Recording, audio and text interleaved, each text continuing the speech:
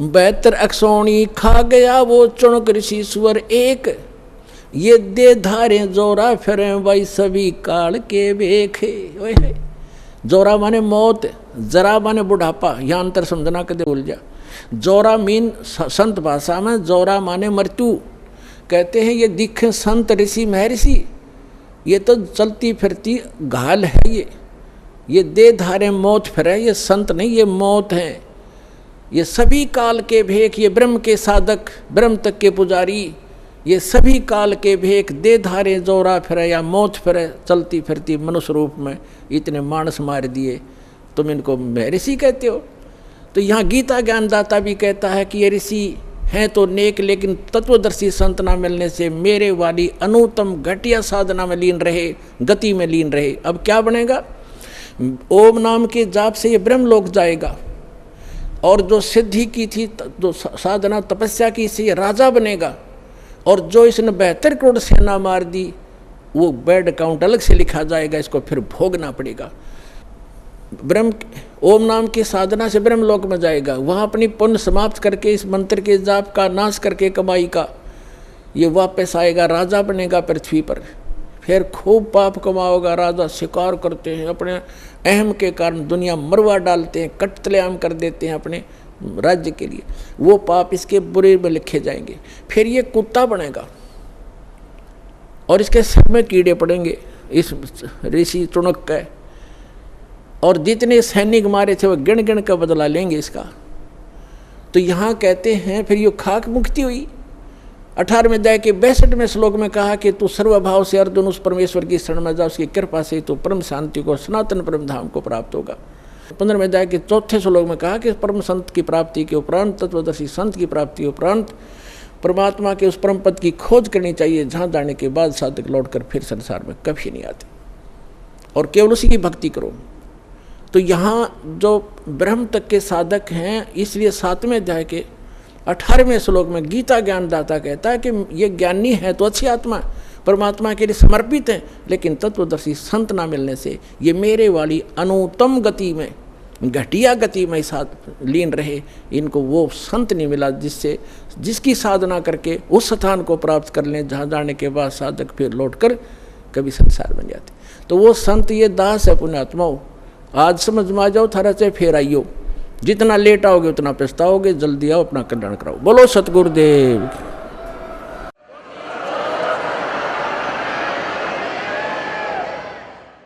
परम पिता परमात्मा पूर्ण ब्रह्म, सारी सृष्टि के रचनहार, कबीर देव कबीर साहब, अल्लाहू अकबर,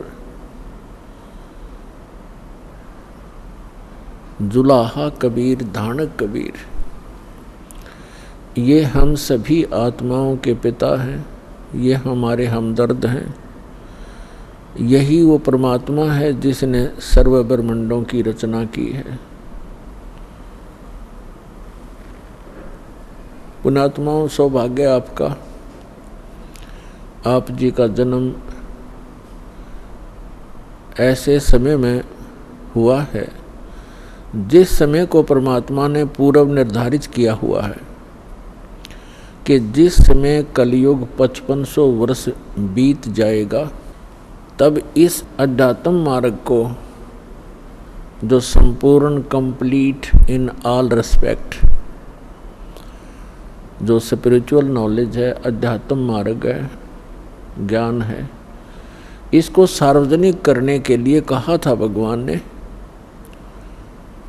क्योंकि जिस समय परमात्मा स्वयं आए थे 600 वर्ष पहले, सन 1398 से संवत 1455 से सन 1518 संवत 1575 तक वो परमात्मा यहाँ एक जन साधारण की लीला करके चले गए, जो परमात्मा किया ही करते हैं, जो हमारे वेद बताते हैं कि वो परमात्मा सतलोक से सशरीर आता है, अपने उस निज स्थान से जहाँ हम पहले रहा करते अपने पिता के पास। हम बालकपन में हम अज्ञानता के कारण अपने उस मूल मालिक को, उस सर्व सुखदायी परमात्मा को छोड़कर यहाँ इस काल के साथ आ गए इसके लोक में। तो वो परमात्मा वहाँ से आकर हमें पुनः वो याद दिलाने आते हैं कि आप जहाँ रह रहे हो ये लोक ठीक नहीं, यहाँ की कोई व्यवस्था भी अनुकूल नहीं है। यहाँ जन्म और मृत्यु का ये दीर्घ रोग, और आपको ऐसा कच्चा शरीर दिया है जिसमें कोई ना कोई रोग अवश्य व्यापा रहता है, लगा रहता है। फिर आप ऐसे स्थान पर रहते हो जहाँ पर प्रत्येक वस्तु का अभाव रहता है, और जिस कारण से ये प्राणी हरदम टेंशन में रहता है, हमेशा दुखी रहता है। परमात्मा के विषय में वेदों में लिखा है, वेद में,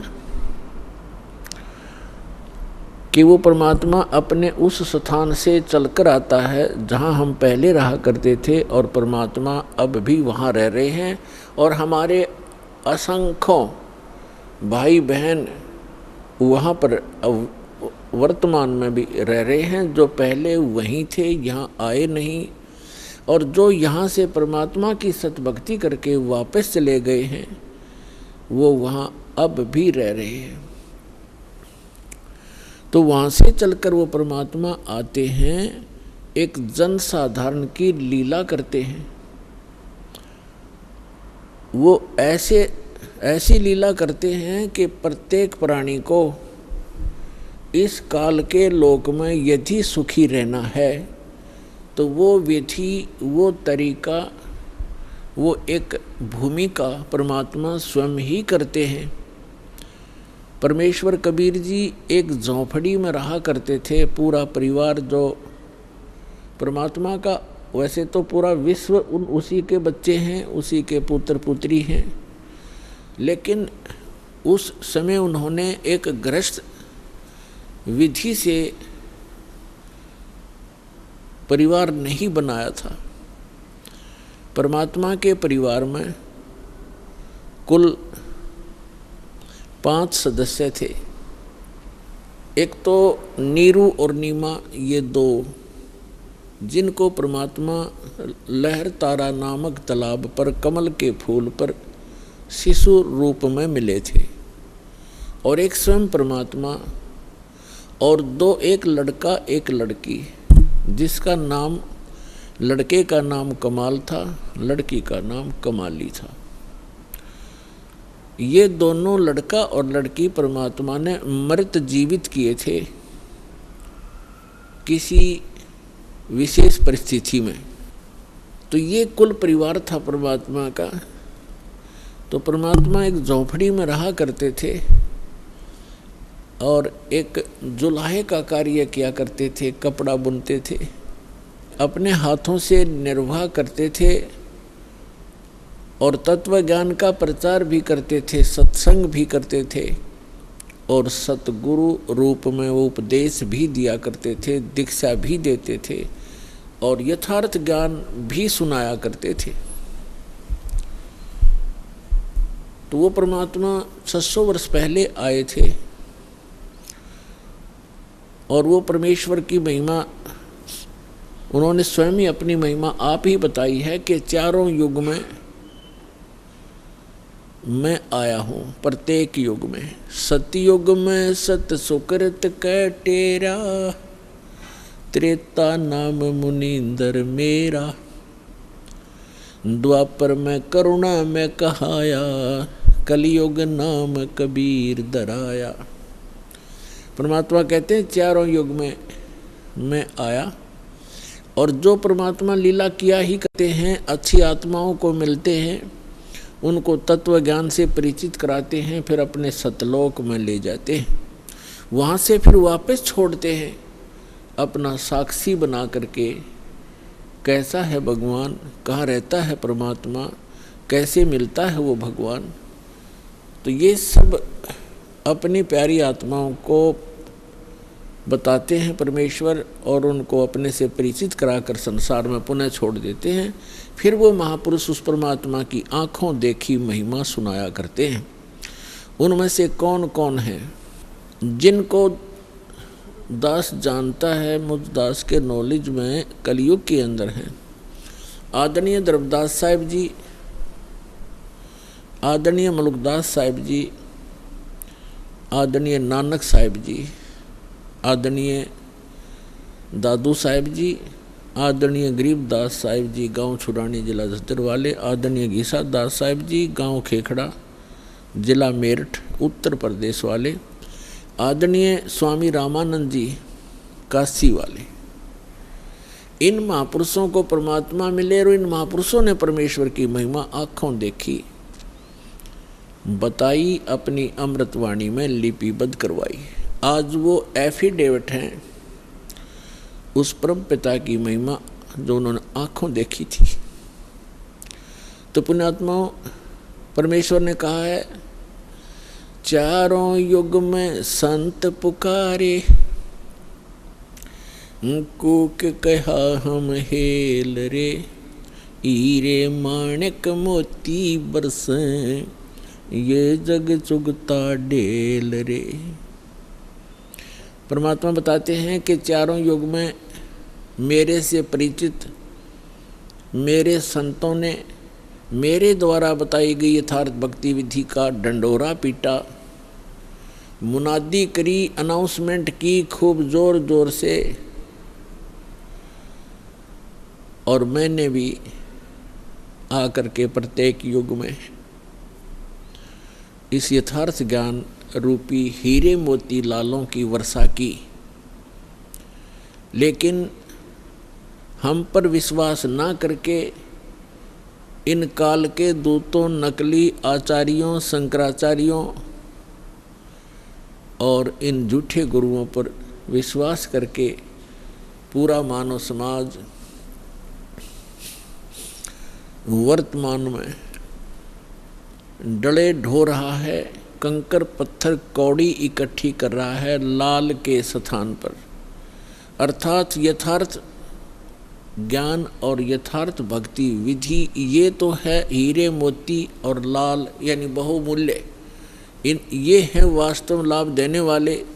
और जो गीता अध्याय नंबर 16 के श्लोक 23 में कहा है कि शास्त्र विधि को त्याग कर जो मनमाना आचरण करते हैं, मनमानी पूजाएं करते हैं जो शास्त्रों में सदग्रंथों में विद्यमान नहीं है, तो उनको न तो कोई सुख होता है, न उनको कोई सिद्धि प्राप्त होती है और न ही उनकी गति होती है, अर्थात व्यर्थ, यूजलेस। तो जो शास्त्र विधि को त्याग कर सदग्रंथों के विपरीत साधना है वो परमात्मा ने बताई है कि वे डले हैं, ढेल, ढेल माने डले, कंकर पत्थर जिनकी कोई वैल्यू नहीं है। चारों युग में संत पुकारे, कूक कहा हम हेल रे, हीरे माणिक मोती बरसें, ये जग चुगता डेल रे।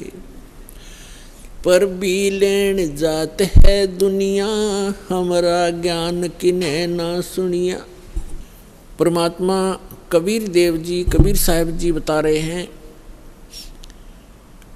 कि लोक वेद के आधार से, दंत कथाओं के आधार से शास्त्र विरुद्ध साधना करते हुए ये प्राणी कुंभ के मेले का अनुष्ठान करते हैं और पर भी लेने के लिए जाते हैं वहाँ कल्याणार्थ। उसके लिए भगवान बताते हैं कि जिस तालाब या सरोवर या दरिया में आप स्नान करने जाते हो कोई पर भी निर्धारित करके, आपसे पहले वहाँ उस तालाब में, सरोवर में, उस दरिया में मेंढक, मछली और बहुत से कीड़े मकोड़े पहले से विद्यमान होते हैं, जीव जंतु, और वो तो सदा ही उसके अंदर नहाते हैं, क्या उनका कल्याण हो जाएगा? जिस प्रकार उन मेंढक और मछलियों का कोई कल्याण नहीं हो सकता, इसी प्रकार आपका भी उस पर भीम नहाने से आत्म कल्याण नहीं हो सकता। आत्म कल्याण होगा अपनी सदग्रंथों श्रीमद् भगवद गीता में वर्णित विधि और उसके अनुसार की गई साधना से। और वो साधना केवल परमात्मा ही बताते हैं, क्योंकि श्रीमद् भगवद गीता में जो गीता ज्ञान दाता है वो केवल अपने सतर की भक्ति ही बता रहा है। और पूर्ण मोक्ष यदि चाहिए अर्जुन किसी भी भक्त को, अर्जुन के माध्यम से सर्व मानव समाज को संदेश दिया गया, तो उसको चाहिए कि वो तत्वदर्शी संत की खोज करे और फिर उस परमेश्वर की शरण में जावे, उसके तत्वदर्शी संत के बताए अनुसार साधना करके उस परमेश्वर की शरण में जावे, जहाँ जाने के बाद साधक फिर लौटकर कभी संसार में नहीं आते। और गीता ज्ञानदाता अपनी सतीथि बताता है, अपना सामर्थ्य बताता है कि अर्जुन तेरे और मेरे बहुत जन्म हो चुके हैं, तू नहीं जानता मैं जानता हूँ। श्रीमद् भगवद गीता अध्याय नंबर 4 के श्लोक नंबर 5 और 9 में, श्रीमद् भगवद गीता अध्याय नंबर 2 के श्लोक 12 में, गीता अध्याय नंबर 10 के श्लोक नंबर 2 में गीता ज्ञानदाता स्पष्ट करता है कि अर्जुन तेरे और मेरे बहुत जन्म हो चुके हैं, तू नहीं जानता मैं जानता हूँ।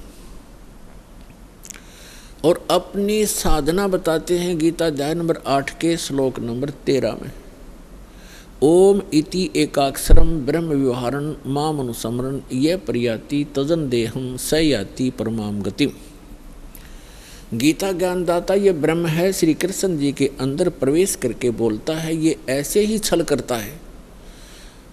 गीता अध्याय नंबर 4 के श्लोक नंबर 9 में ये स्वयं कहता है कि मेरे कर्म और जन्म दिव्य हैं, अलौकिक हैं, तो ये इसके कर्म हैं। गीता अध्याय नंबर 7 के श्लोक नंबर 24-25 में स्वयं स्वीकार करता है कि अर्जुन मैं अपनी योग माया से छुपा रहता हूँ, मैं कभी किसी के समक्ष अपने यथार्थ रूप में नहीं आता।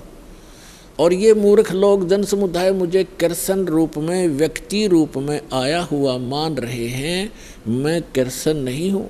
भूत की तरह, प्रेत की तरह बोल रहा था उसके अंदर कि मैं कृष्ण नहीं हूँ, मैं तो अपनी योग माया से छुपा रहता हूँ। गीता अध्याय नंबर 11 के श्लोक नंबर 32 में कहता है कि अर्जुन मैं काल हूँ और अब मैं परवर्त होया हूँ, अब आया हूँ।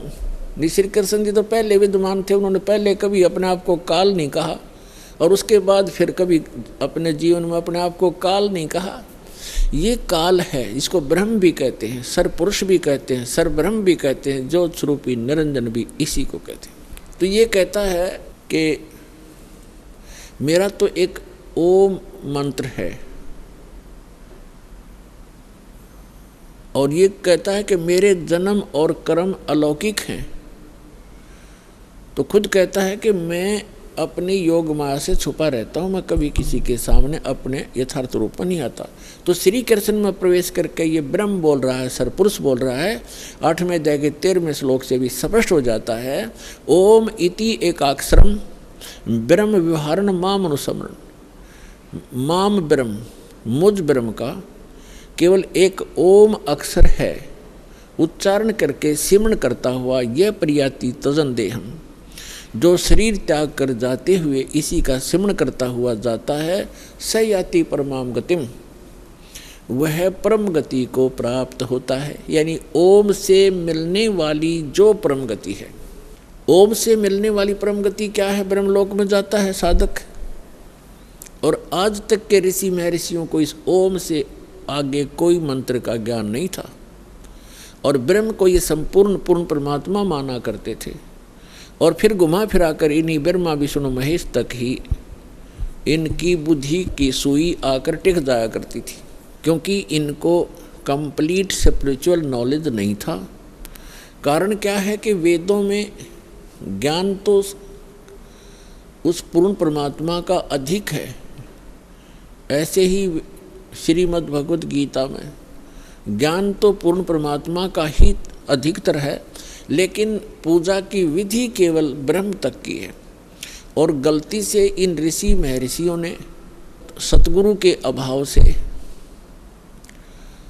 इस ब्रह्म को पूर्ण परमात्मा भी कह दिया, इसको पूर्ण ब्रह्म भी कह दिया, इसी को पूर्ण ब्रह्म मान लिया ब्रह्म को, जबकि ये स्वयं स्वीकार करता है कि वो परम अक्षर ब्रह्म तो कोई और है, मुझसे भिन्न है, और उसकी साधना करने से पूर्ण मोक्ष होता है।